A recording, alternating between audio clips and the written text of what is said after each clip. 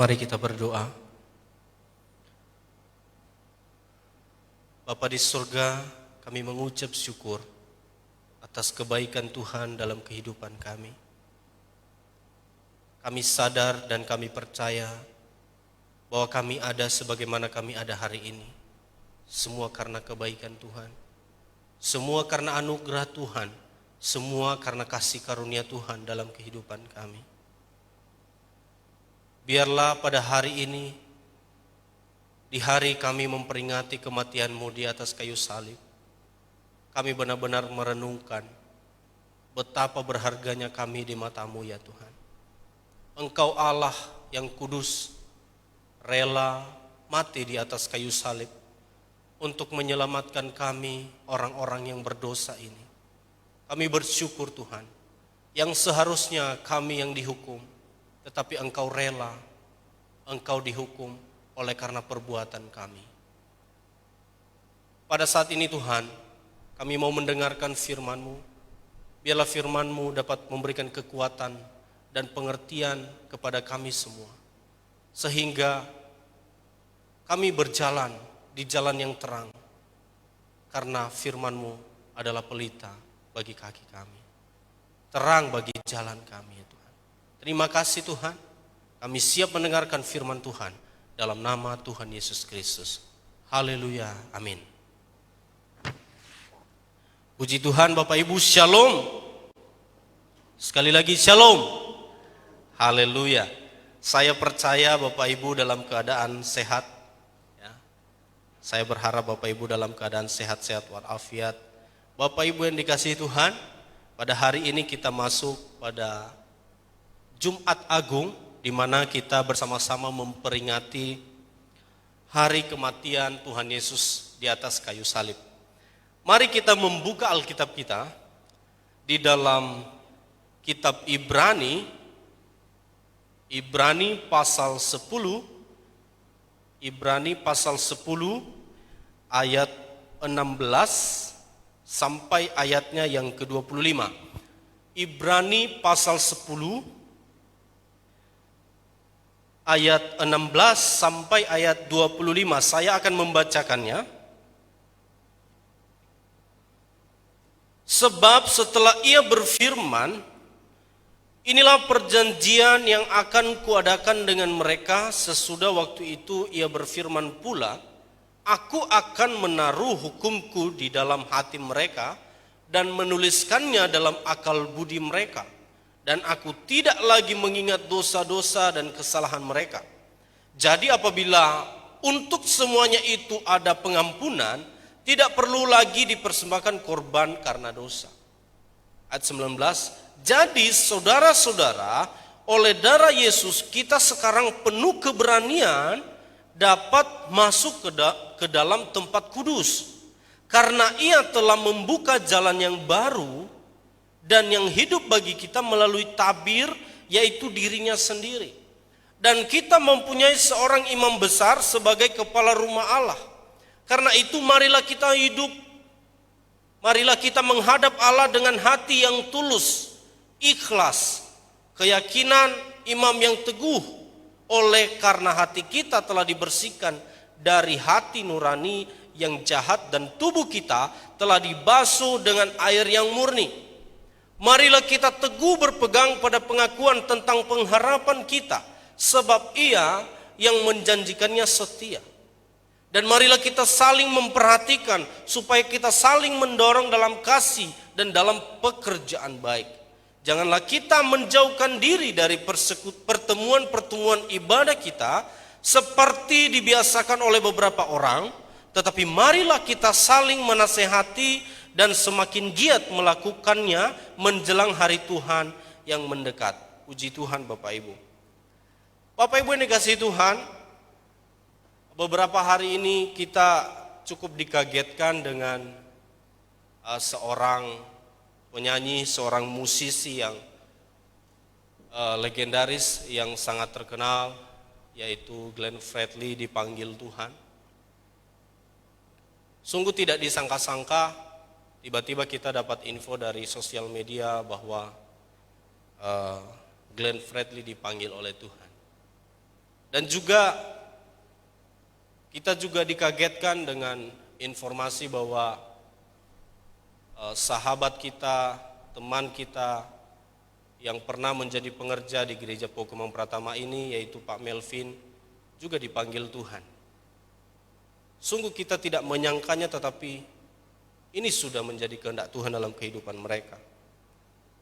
Nah, Bapak Ibu yang dikasihi Tuhan, ketika orang-orang dipanggil Tuhan, maka semua perbuatan-perbuatannya selama hidup di dunia ini kita akan ingat kembali. Semua jasa-jasa mereka kita akan ingat kembali bahwa selama mereka hidup, ada banyak hal yang mereka lakukan yang tentunya hal-hal positif yang diberikan kepada orang-orang di sekitarnya. Tentu ini bukan menjadi sukacita bagi keluarga. Ini memberikan kesedihan yang sangat dalam kehidupan keluarga yang ditinggalkan. Kita saja yang bukan keluarga dekatnya merasa sangat sedih ketika orang-orang dipanggil Tuhan. Apalagi keluarganya sangat sedih. Nah, Bapak Ibu yang dikasihi Tuhan, pada hari ini adalah momen di mana kita memperingati Tuhan Yesus yang mati di atas kayu salib. Ini bukan hanya hari ini kita memperingatinya. Setiap tahun kita memperingati. Sudah berapa lama kita jadi orang Kristen?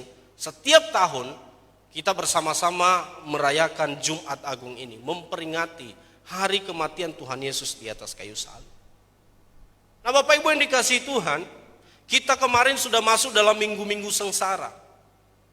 Di minggu-minggu sengsara ini adalah di mana Tuhan Yesus sebelum dia masuk ya di atas kayu salib, dan di situ dia sangat menderita. Pada hari ini dia mati di atas kayu salib. Pada khotbah saya hari ini, saya lebih ke bagaimana respon kita sebagai orang-orang percaya. Kita setiap tahun memperingati hari kematian Tuhan Yesus. Tetapi setelah dia mati untuk kita, bagaimana kehidupan kita sebagai orang percaya?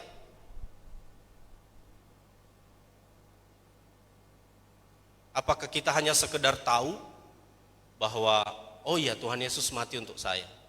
Ya udah, saya hidup seenaknya saja. Tidak bisa, Bapak Ibu. Di ayat yang kita bacakan tadi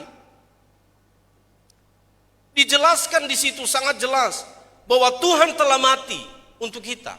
Oleh karena Tuhan telah mencurahkan darahnya untuk kita, kita ada tanggung jawab yang harus kita lakukan di dalam kehidupan kita sehari-hari. Tema yang diberikan oleh PGI saat ini adalah Jalan Salib, jalan yang baru dalam menemukan Allah. Kalau Tuhan Yesus tidak mati di atas kayu salib, maka sampai saat ini kita adalah orang-orang yang berdosa, yang dihukum. Suatu perenungan yang luar biasa sebenarnya dalam kehidupan kita. Kalau kita merenungkan siapakah kita ini? Yang seharusnya kita umat berdosa ini adalah orang yang dihukum. Tetapi dia datang. Tadi Bapak Ibu sudah menyaksikan videonya. Video itu merupakan suatu gambaran bagaimana Tuhan Yesus disiksa. Setiap kali kita menonton video itu, kita menangis. Kenapa? Begitu tersiksanya Tuhan Yesus hanya untuk kita. Nah, Bapak Ibu yang dikasihi Tuhan, yang pertama di sini ada dasar daripada kekristenan kita. Yang pertama adalah bahwa hanya oleh karena Yesus sehingga setiap orang percaya dapat dengan berani menghadap Allah. Makanya Tuhan Yesus dikatakan di dalam Yohanes, akulah jalan, kebenaran, dan hidup. Tidak ada jalan lain selain daripada Tuhan Yesus. Yang kedua, dasarnya adalah bahwa hanya Yesus satu-satunya jalan kebenaran hidup. Hanya melalui Yesus setiap orang percaya dapat datang kepada Bapa. Hanya Yesus adalah imam yang besar yang memimpin orang percaya dan membawa manusia kepada Allah. Keteraturan dan kedisiplinan harus ada di dalam diri orang percaya untuk menghadap Allah. Tidak ada nama lain selain daripada nama Tuhan Yesus yang bisa membawa kita kepada Bapa.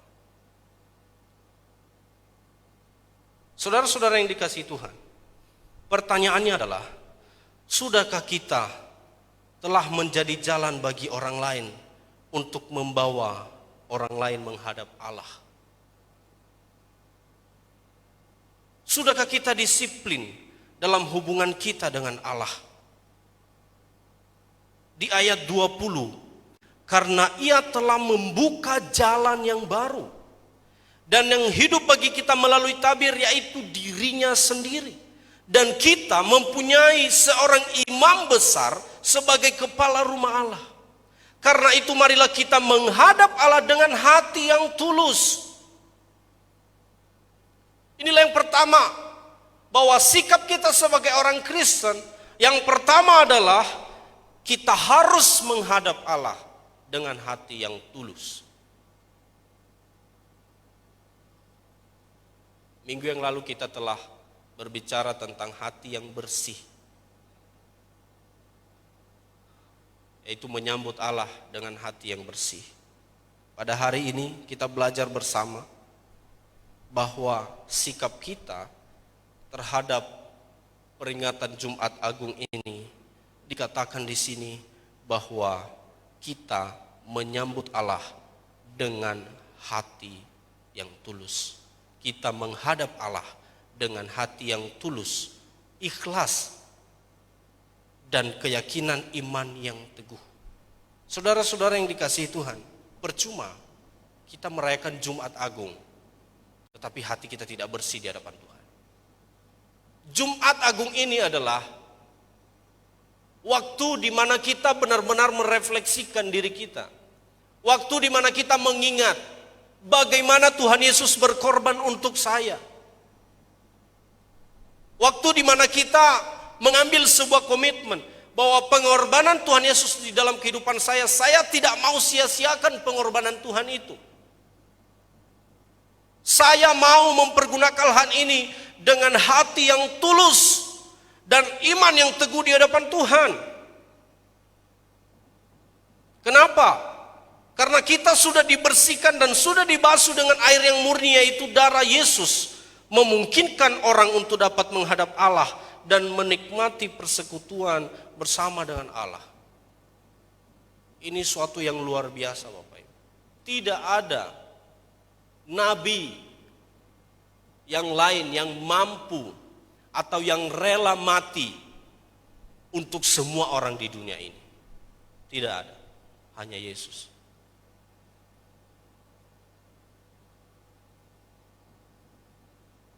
Hari ini, mari kita mengoreksi hati kita masing-masing. Teladan yang diberikan oleh Tuhan Yesus ini sangat luar biasa. Rela berkorban buat orang lain. Dia mengampuni kesalahan kita. Apakah kita juga meneladani kehidupan Kristus itu di dalam kehidupan kita? Kita rela mengampuni orang lain. Kita mengasihi orang lain sekalipun hati kita tersakiti. Saudara-saudara yang kasih Tuhan Yesus, dilanjutkan lagi di sini dikatakan bahwa dan keyakinan iman yang teguh, bahwa hanya dengan iman yang teguh kepada Yesus, di mana oleh darahnya kita dapat dengan berani menghadap Tuhan. Hanya dengan iman yang teguh.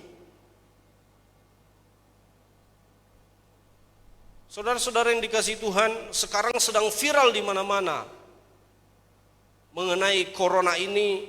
Ada yang mengatakan bahwa dengan iman kita bisa melawan corona ini. Saudara-saudara yang dikasihi Tuhan, tanpa hikmat kita tidak akan bisa melawan corona ini juga. Iman tanpa perbuatan hakikatnya adalah mati. Iman yang dimaksudkan di sini adalah iman yang dinamis. Iman bukan iman tanpa pengetahuan, tetapi iman yang benar-benar kita mempercayai Tuhan Yesus. Kalau dalam bahasa Yunaninya itu pistis atau pisteuo. Yang berbicara tentang iman itu adalah sebuah komitmen. Nah, saudara-saudara yang dikasihi Tuhan, di dalam memperingati Jumat Agung ini harusnya kita memiliki iman yang bukan hanya sekedar berkata saya beriman percaya kepada Tuhan Yesus, tetapi di dalam diri kita ada sebuah komitmen. Apapun yang terjadi, saya tetap mengikut Tuhan. Apapun yang terjadi, saya tetap menghadap Tuhan. Dan di dalam memperingati Jumat Agung ini, apakah kita benar-benar percaya kepada Tuhan Yesus dengan iman yang teguh? Dilanjutkan lagi di sini bahwa oleh karena hati kita telah dibersihkan dari hati nurani yang jahat dan tubuh kita telah dibasuh dengan air yang murni. Mari kita membuka di dalam 2 Korintus. Saya akan membacakan 2 Korintus 5 ayat 6 ayat 15. Saya bacakan. 2 Korintus 5 ayat 15. Demikian firman Tuhan. Dan Kristus telah mati untuk semua orang, supaya mereka yang hidup tidak lagi hidup untuk dirinya sendiri, tetapi untuk Dia yang telah mati dan telah dibangkitkan untuk mereka. Ya, jelas di sini dikatakan bahwa Kristus telah mati untuk semua orang, supaya mereka yang hidup tidak lagi hidup untuk dirinya sendiri. Kalau kita percaya di dalam Jumat Agung ini Tuhan sudah menyelamatkan kita di atas kayu salib. Dan kalau kita benar-benar menerima Tuhan Yesus dalam kehidupan kita sebagai Tuhan dan Juru Selamat kita, ada sebuah tanggung jawab kita, yaitu kita tidak lagi hidup untuk diri kita sendiri, tetapi kita hidup untuk Dia yang telah mati untuk kita. Menjadi orang Kristen, semua hal yang kita lakukan seharusnya tertuju kepada Allah. Seharusnya semua hal yang kita lakukan semua kembali kepada kemuliaan Tuhan. Saudara-saudara yang dikasihi Tuhan, biarlah di dalam kita memperingati Jumat Agung ini menjadi perenungan bagi kita semua, bahwa apakah kita sudah benar-benar hidup untuk Allah? Apakah di dalam sikap kita sehari-hari benar-benar memuliakan Tuhan? Apakah kita di dalam berkata-kata, apakah kita di dalam berkehidupan, di dalam kehidupan kita berkeluarga sudah menyenangkan hati Tuhan? Atau jangan-jangan hal-hal yang kita lakukan hanya untuk diri kita sendiri, untuk menyenangkan kita sendiri, untuk menyenangkan orang lain, tetapi bukan untuk menyenangkan Tuhan. Ini Paulus tuliskan kepada jemaat di Korintus, bahwa kalau kita hidup di dalam Kristus, kita tidak hidup untuk diri kita sendiri, tapi kita hidup sesuai dengan kehendak Allah. Dilanjutkan di ayat 16. Sebab itu kami tidak lagi menilai seorang juga pun menurut ukuran manusia. Dan jika kami pernah menilai Kristus menurut ukuran manusia, sekarang kami tidak lagi menilainya demikian. Di ayat 17, jadi siapa yang ada di dalam Kristus, ia adalah ciptaan baru, yang lama sudah berlalu dan yang sesungguhnya yang baru sudah datang. Siapa yang ada di dalam Kristus? En Kristo. Siapa yang ada dalam Kristus, ia adalah ciptaan baru. Yang lama sudah berlalu, sesungguhnya yang baru sudah datang. Berkali-kali saya menyampaikan di dalam khotbah saya bahwa manusia lama kita ketika kita sudah percaya kepada Tuhan Yesus, itu kita harus matikan. Paulus mengatakan demikian. Firman Tuhan berkata demikian. Kita harus matikan. Tidak dipingsankan. Pingsan itu pasti akan bangun. Suatu saat nanti akan bangun lagi. Tapi kalau mati, mati, benar-benar mati. Sudahkah kita mematikan manusia-manusia lama kita? Di dalam pertobatan yang 180 derajat. Kalau dulunya saya menghadap sana, di dalam dosa-dosa saya sekarang saya berbalik 180 derajat. Dan saya menghadap ke sana, kepada tujuan Allah yang Tuhan telah tujukan kepada saya. Dan tidak akan lagi saya kembali ke sana. Ini menjadi perenungan bagi kita Bapak Ibu. Kristus telah mati untuk kita, yes. Benar Kristus telah menyelamatkan kita. Tapi pertanyaannya adalah kitanya. Apakah kita sudah benar-benar mematikan kehidupan lama kita? Apakah kita sudah benar-benar mematikan manusia-manusia lama kita yang hidup dalam kedagingan ini? Ini yang menjadi tanggung jawab kita sebagai orang Kristen. Maka saya berkata tadi bahwa percuma kita merayakan Jumat Agung ini kalau tidak ada perubahan dalam hati kita. Percuma kita merayakan Jumat Agung ini kalau kita masih hidup dalam kehidupan yang lama kita. Yang hidup hanya untuk kesenangan kita sendiri. Tuhan Yesus datang ke dunia untuk menyelamatkan kita. Supaya kita tidak lagi hidup dalam kehidupan lama itu. Supaya kita hidup di dalam kehendaknya. Yang lama sudah berlalu. Sesungguhnya yang baru sudah datang. Bapak Ibu yang dikasihi Tuhan. Pertanyaannya adalah, sudahkah kita memiliki hati yang tulus di dalam kehidupan kita? Saudara-saudara yang dikasihi Tuhan, jangan sampai kita melayani ada motivasi-motivasi tertentu. Jangan sampai kita memberikan sesuatu untuk gereja ada motivasi tertentu, untuk kepentingan pribadi. Kita melayani Tuhan, memang kita menghadap Tuhan, memang seharusnya kita melayani Tuhan. Kita memberikan sesuatu untuk gereja, memang seharusnya kita demikian. Bukan untuk meninggikan nama kita pribadi atau apapun itu. Tetapi kita melakukan semuanya dengan hati yang tulus, hati yang bersih di hadapan Tuhan. Sudahkah kita yakin dengan benar memiliki iman yang teguh dan berpusat kepada Tuhan Yesus?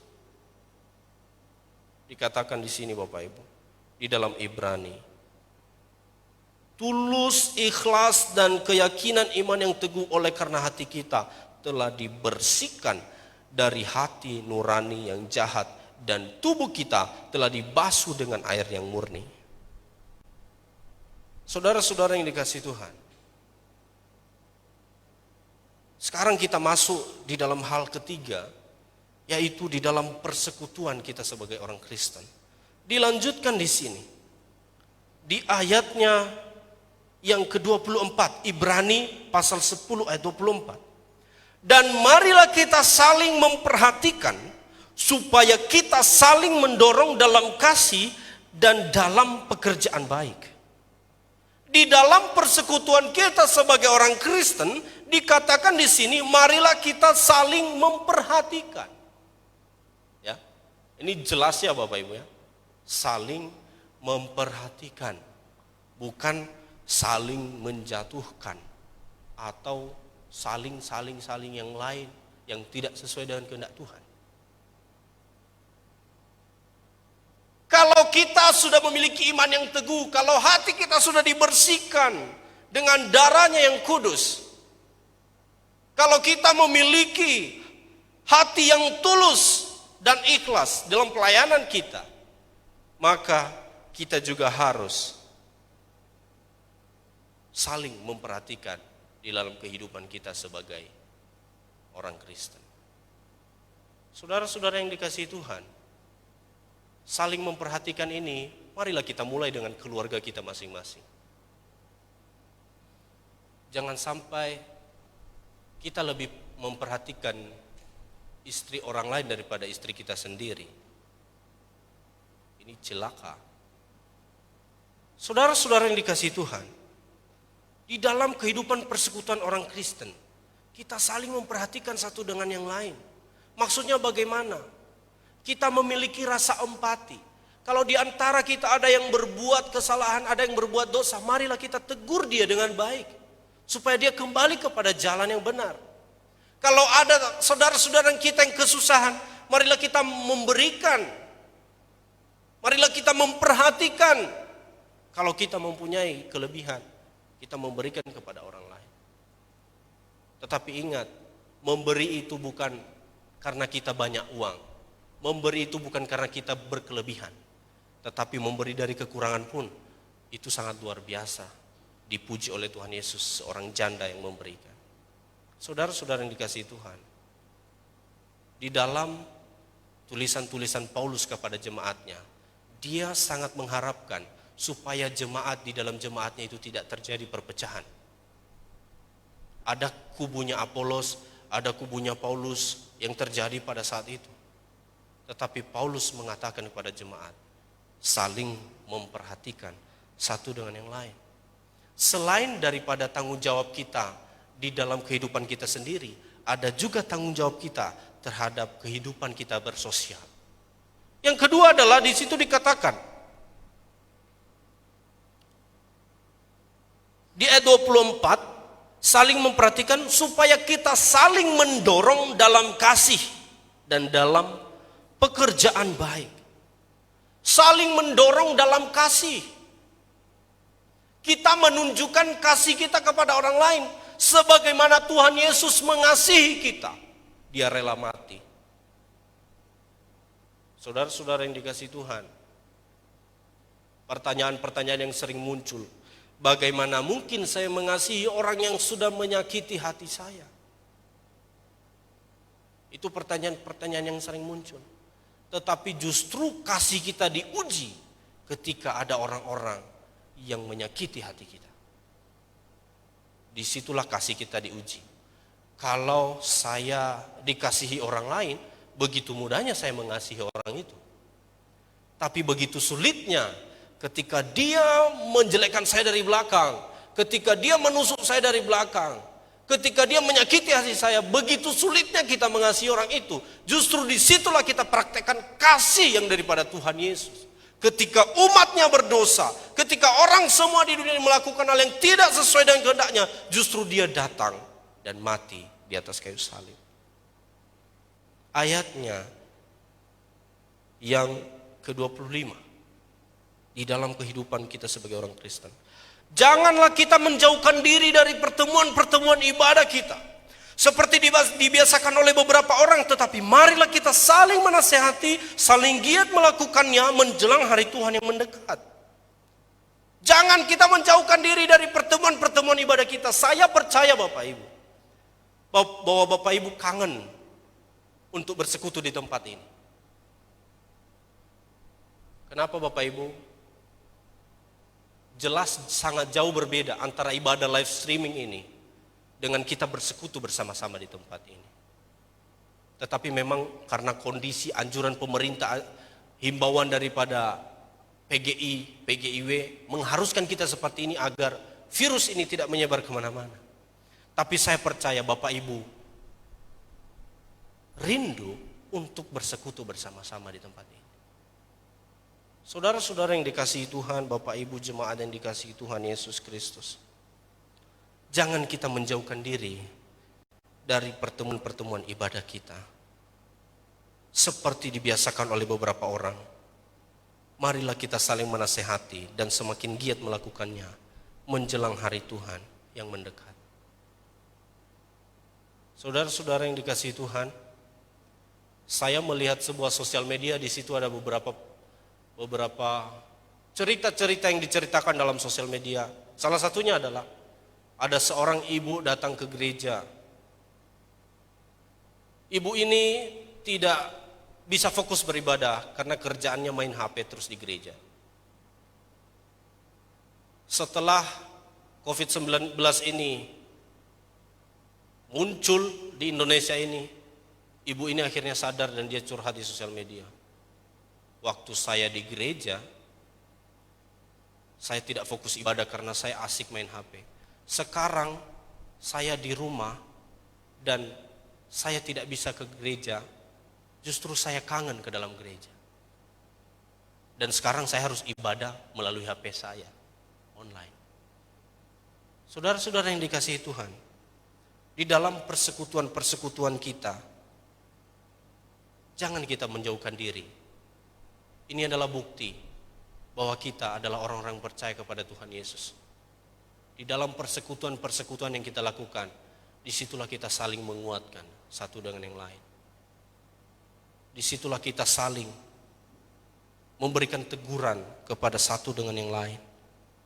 Dan di dalam persekutuan itu, disitulah kita mulai bertumbuh. Dan kita menjadi orang Kristen yang memiliki mental yang kuat. Saudara-saudara yang dikasihi Tuhan, sebagai kesimpulan bagi kita semua bahwa dasar kita untuk menjadi seorang Kristen adalah semua karena Yesus. Yaitu karena oleh darah Yesus kita sekarang penuh keberanian dapat masuk ke dalam tempat yang kudus. Yesus telah membuka jalan yang baru dan yang hidup bagi kita melalui tabir, yaitu dirinya sendiri, dan Yesus imam besar sebagai kepala rumah Allah.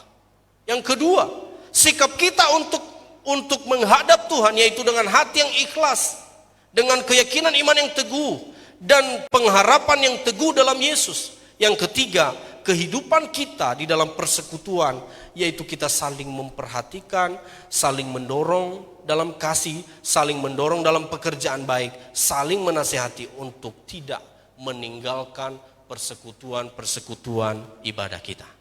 Saudara-saudara yang dikasihi Tuhan, biarlah di dalam kita menyambut Jumat Agung ini, di dalam memperingati Jumat Agung ini, mari kita merefleksikan diri kita.